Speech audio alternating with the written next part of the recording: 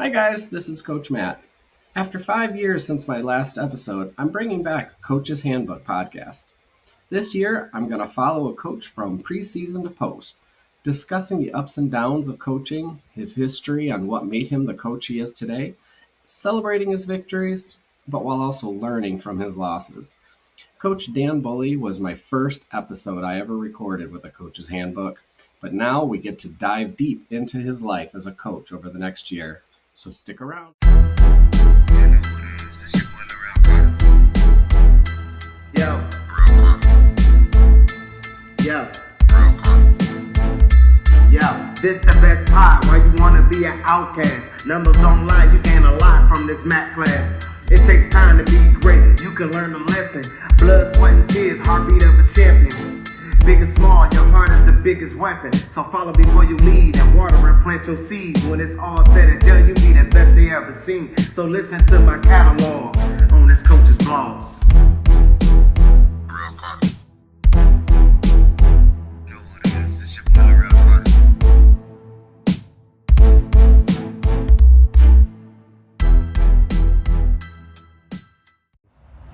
And we're introducing Coach Dan.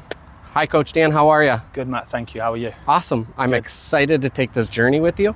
I think it's going to be a fun year that you and I can kind of discuss throughout the whole season and kind of see what goes on in your brain, if you will. And hopefully it's a therapy session for you too. Yes. Yeah. So before we get started, not everybody understands all the different things that you're involved in that we're going to be kind of looking at over the next year. Kind of give a quick, brief discussion of what you do. Yep. So I am the head men's soccer coach at Cleary University, which is based out of Howell, Michigan, just north of Ann Arbor. I've been there for almost 4 years now, so I'm going to be entering my 4th season with the guys. It's been a great ride so far. Just building the program up. I think we inherited 8 players when I first arrived, and that was after 2 years of COVID cancelling the seasons. I'm also the owner and director of DBSS, the Dan Bulley Soccer School, and we tutor and teach kids from the age of 4 or 5 years old all the way up through 19 in some cases. We offer homeschool lessons for homeschool families as well throughout the week. We do summer camps, winter training, and we also just do private lessons as well, individual 1v1 lessons. How many teams do you coach for your club? In the fall season with the college, the university team, I try to limit it to 3 teams. And then in the spring season, I'm around 3 or 4 teams in the youth club. Excellent. Awesome. Fun note, he's actually my daughter's coach. So That's right. All right, so let's dive into it. My first question to you is, your season begins in August. But for both college and club soccer, why is it so important to start now? We're in May and June. Yeah. Why start now? Yeah, so we want to prepare. I mean, as far as college goes, as soon as that season ends, take this past year, for example, we had a much improved record. But that losing that final game in the playoffs, it kind of hit the reset button. It left still a bit of a sour taste in our mouths. Just that hunger to succeed and go one step further. And so preparation for the college season, you could say it started upon losing that final game of the last season. Even during the last season, we're still recruiting a year ahead. So we were looking back in the fall at 2025 grads. We're still working on closing out our 2025 roster. But that includes emails from all over the world, multiple countries, multiple states across America. And again, I referenced before only having 8 players when we arrived as a staff. This season, we're looking at having 45 to 50 players. Wow. And that will include a JV squad, a reserve team, if you like, and then obviously the varsity team, the first team. So yeah, it's a privileged position to be able to bring kids in of all nationalities, all levels, and all ages, anywhere from age 18 through, I think the oldest player we've had has been 27.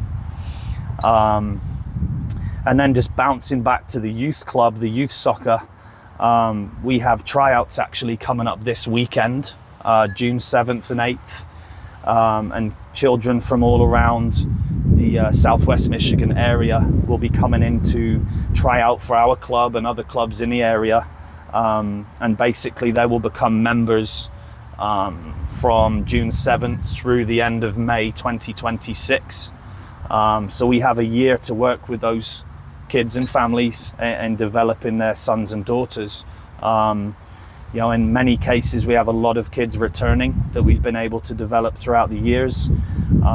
And then in other cases we get new faces come in, and we have to make a determination as to whether they have the ability to grow and develop in our system. Excellent.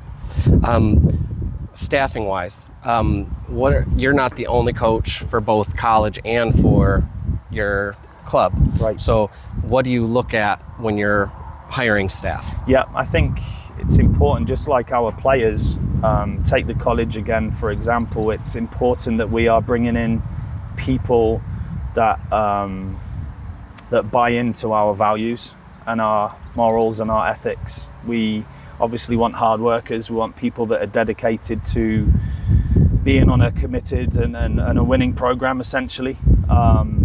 We want people that are going to go above and beyond, they're going to mesh well with the group that we have. We're bringing in a couple of new coaches this year, people that I'm familiar with. Coach Jason Riley is actually going to be working with our goalkeepers, and he's been working with our youth club for a few years now. He obviously has daughters in the club. One's on your daughter's team as well. And then a couple of our coaches are actually graduated from playing, and they are going to step into the coaching world now. So that's important for me, that we have that continuation as well for the players, those familiar faces that the players trust, that the players will work hard for. And then in terms of the youth coaching, first of all, I'm sad that you're stepping away from it. I officially retired as of last Sunday. Yeah. And for now, Dan says. For now. We'll try and work on getting you back. But I know it's easy. It's great getting parent coaches involved because the parents are very committed. They want the best for their children. And again, it's people that we're used to seeing week in, week out in the club. It's easier to get those kinds of people in and build those kinds of relationships. Having said that, we are bringing in a handful of new coaches this year. Dylan Croft is going to be coming in. He actually plays at Cleary University. He's going to be a super senior. Again, he's somebody who's personable. He can relate with the kids. He's already been working some camps with us. So he can work on their level. He knows when to push them, and he knows when to have a laugh and a joke. And then we've also got twin sisters, Ella and Lily Moore, who played collegiately as well.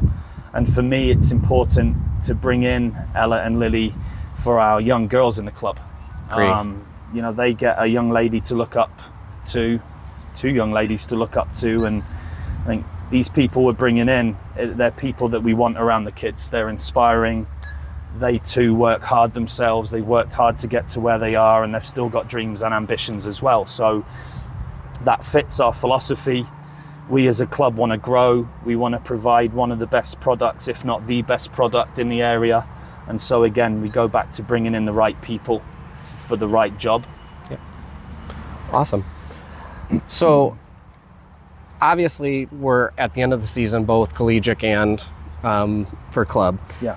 What goals did you have set for your teams for the 24-25 season, and what did they accomplish? Yeah. Starting with Cleary, our goal is always to finish better than what we did the previous season, and so we look back on it in 2023. I think we finished with 5 wins, 10 losses, and 3 ties. We narrowly missed out on the playoffs. Last season, then we were 8 wins, 9 losses, and 2 ties. We made the playoffs, and we lost narrowly 1-0 to Indiana Tech, which is a national powerhouse. The guys played phenomenally It was a defensive display. We had to park the bus. We lacked in that creative, attacking final third. Yep. But I think reaching that goal to get to the playoffs, we didn't really feel any pressure in that game. It was a little bit of a stepping stone. It was a reward, and we didn't really have anything to lose. And so I think that's where we saw our players kind of relax, and they played their hearts out. But again, it kind of left us wanting more come the end of the season. Another goal was to maintain and grow a JV program so that we can continue the development of youth. So as the kids step through our process in the youth soccer club, they're available to step into the reserve team, not just at Cleary, but other colleges as well. And then we have the opportunity to kind of develop them over 1 or 2 years to try and get them ready for the first team. So it's a cracking little process. It's thoroughly enjoyable.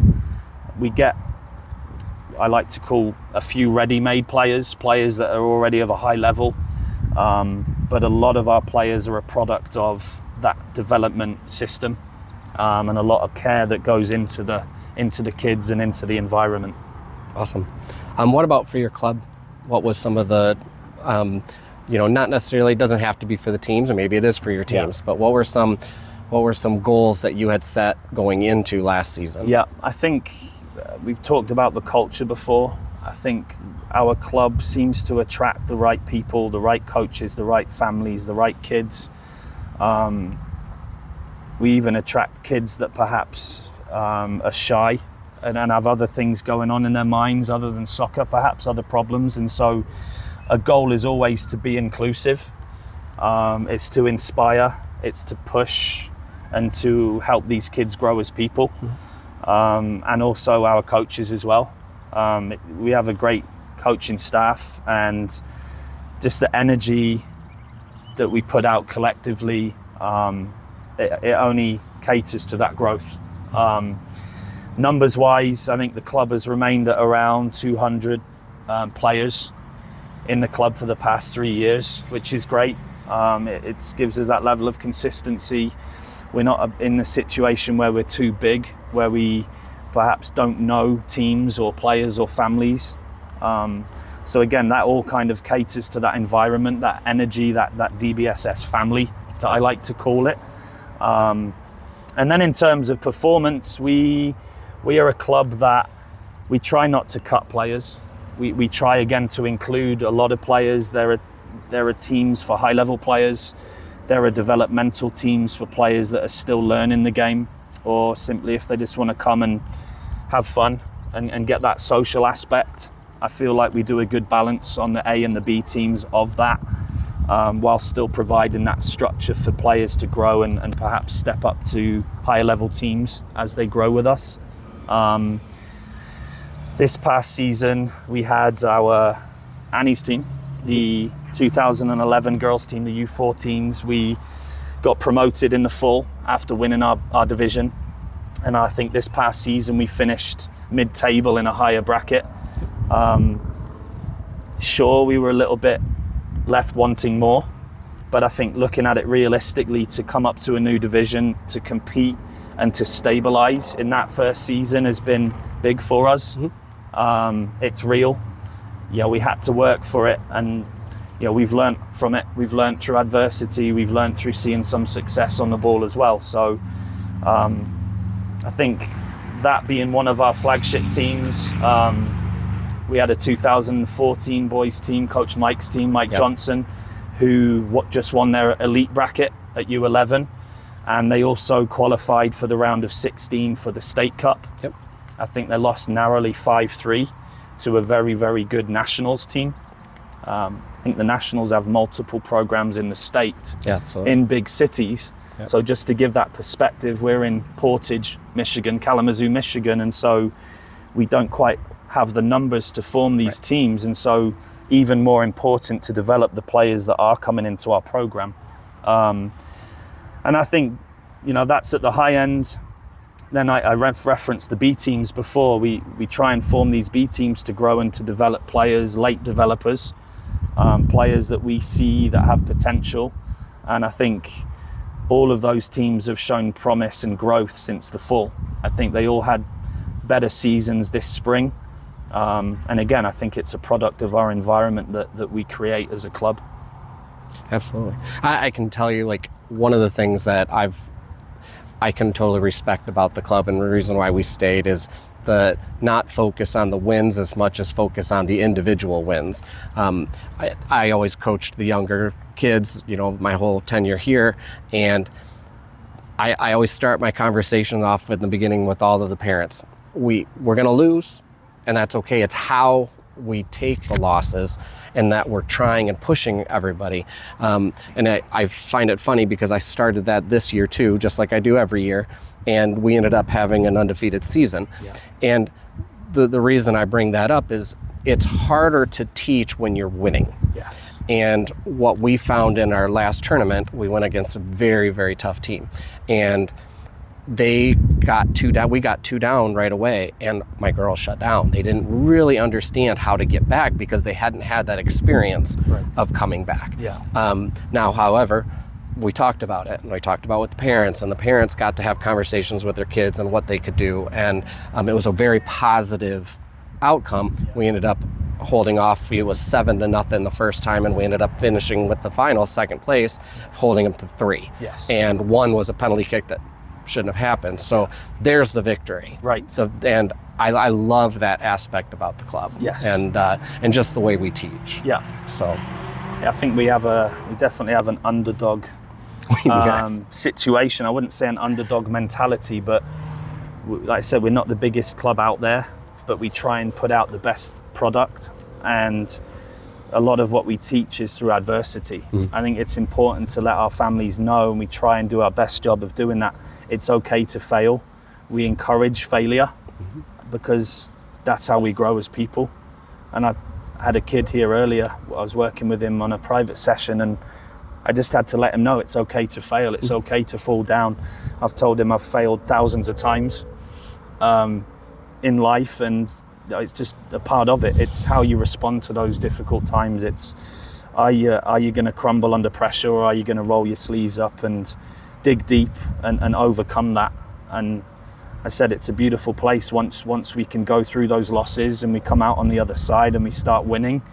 We have an appreciation for the hard work that it takes to kind of get to the next level. Because we've naturally gotten into this conversation, I'm going to come back to my last question, but I do want to ask you to go into a little bit more about your coaching style. Yeah. And how does it differ from college to club? Yeah. Like I said, obviously you push diversity, but you personally, what's the difference between your coaching style? What is your coaching style? Yeah. And then what's the difference between when do you have a button that you turn when you go from one to the other? Because there's times you're driving from Cleary to Portage, and you go from one to the other. Yeah, I think that's the biggest jump. Is I go from coaching adult men to coaching 5 and 6 year old boys and girls. I would say my standards don't change throughout. I still want to do the best possible job I can do.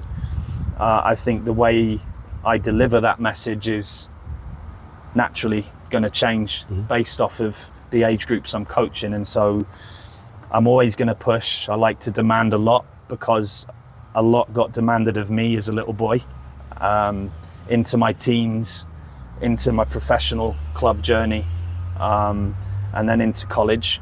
And so that work ethic has remained with me. So we always tell players, we want 2 things out of you. The non-negotiables are you work hard and you have fun.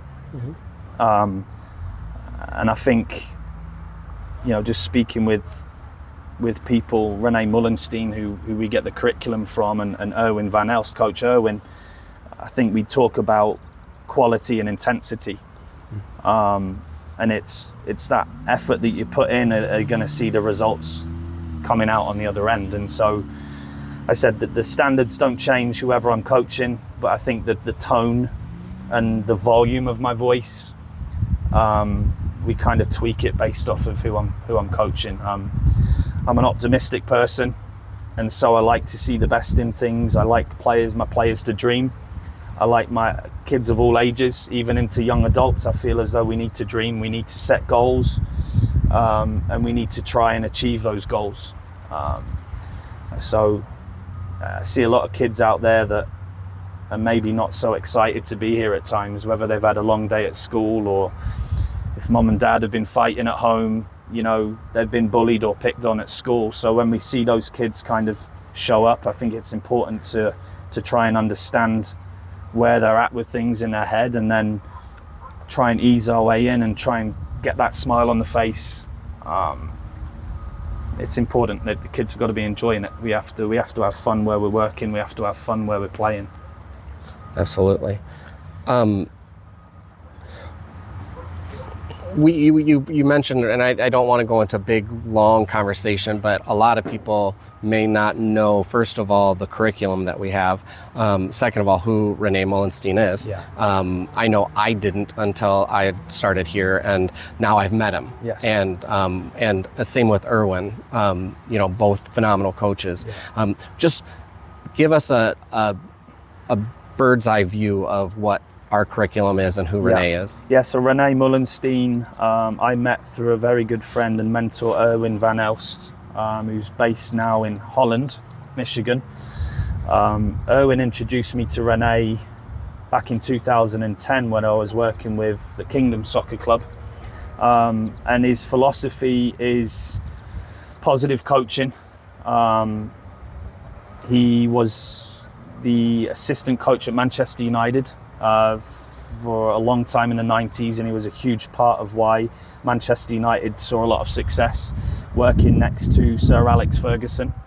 Worked with Ronaldo. Worked with Cristiano Ronaldo. Yep. Danny Welbeck, Marcus Rashford, some of those names that might be a little more familiar recently as well. And he worked for a while with Will Corver, who had the Corver coaching methods. And Renee believed that he could evolve, if you like, without speaking for him, he could evolve those curriculums and those methods into what he now calls the Mullenstein method. And so since 2015, DBSS has adopted that curriculum. We've brought it into our club where it includes ages and stages. So U8 and below has their own curriculum based off of a lot of touches on the ball. We want to create dribblers, kids that are smooth and confident on the ball.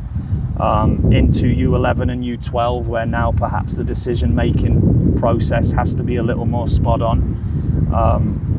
Then into U13 plus, which is typically the big field, 11v11, kind of goes into more of the team environment and positional play now, if you like.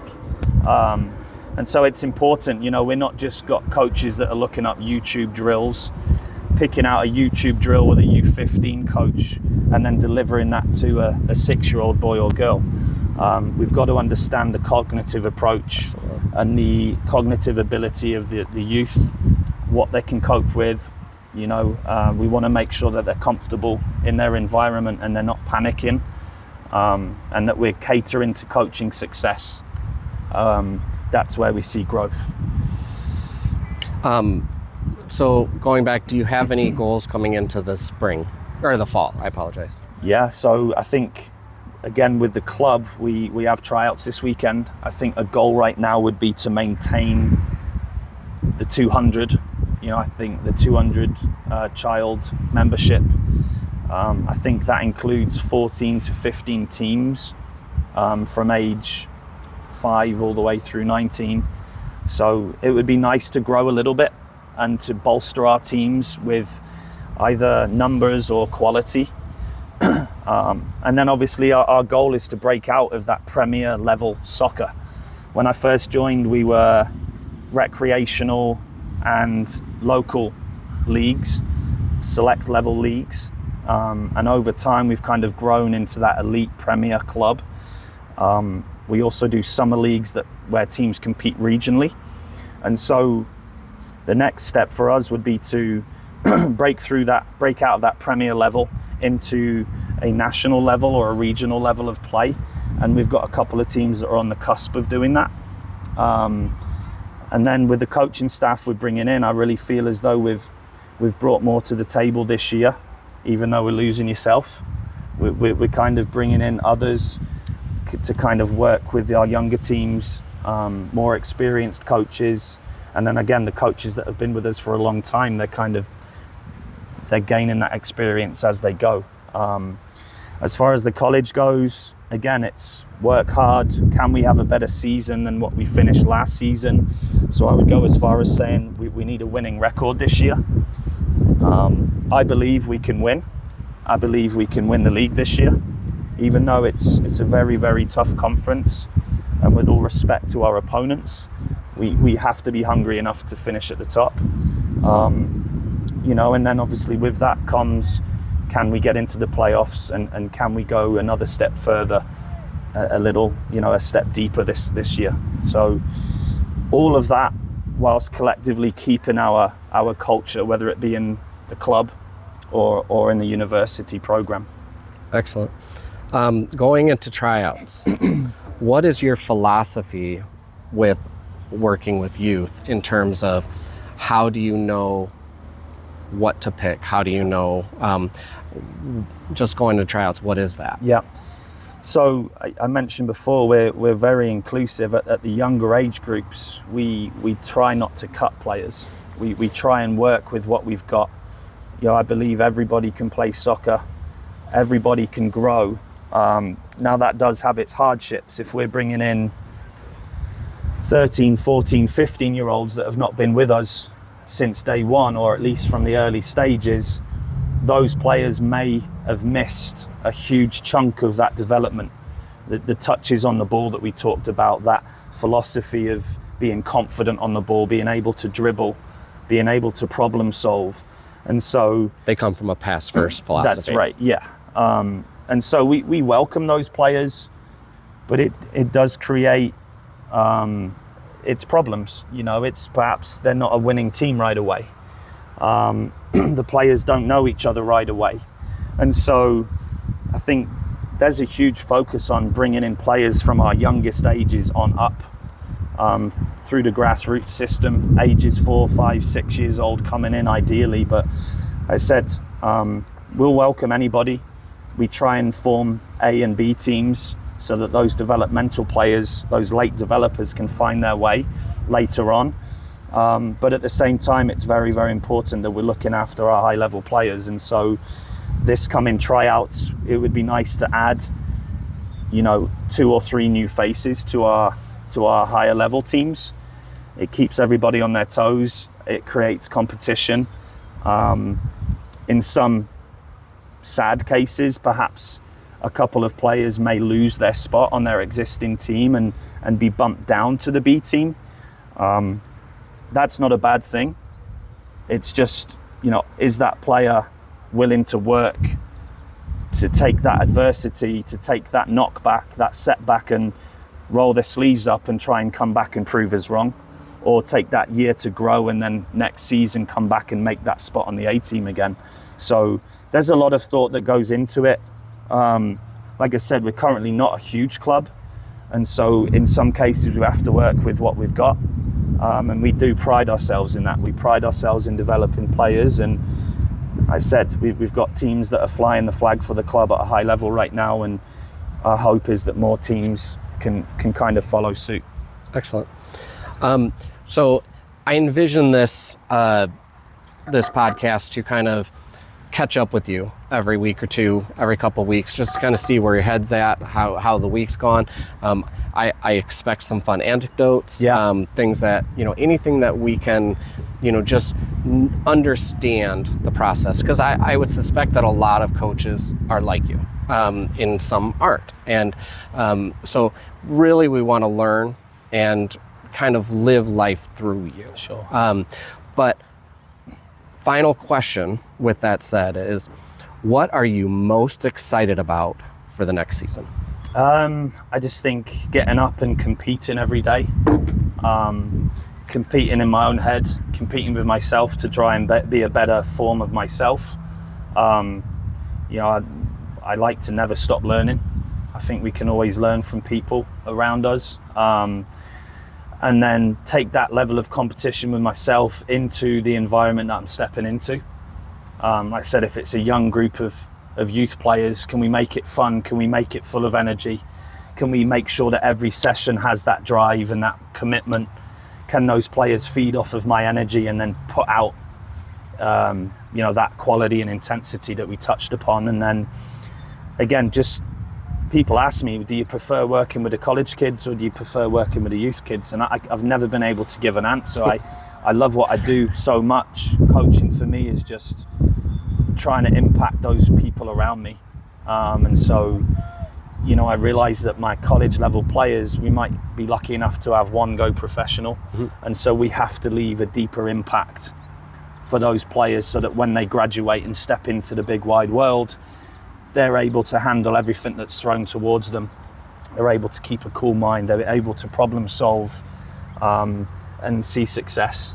At the end of the day, whether I'm coaching a 5-year-old or a 25-year-old, the goal is that I want that person to see success, and I desperately want to have a hand in helping them get there. Awesome. Coach Dan, I appreciate you. Like I said, I'm excited to go on this journey with you, and I hope you are too as well. And I look forward to catching up with you in a couple weeks. Awesome. All right. Thank you, sir. Man. Hey, Thank appreciate you. it. Yeah.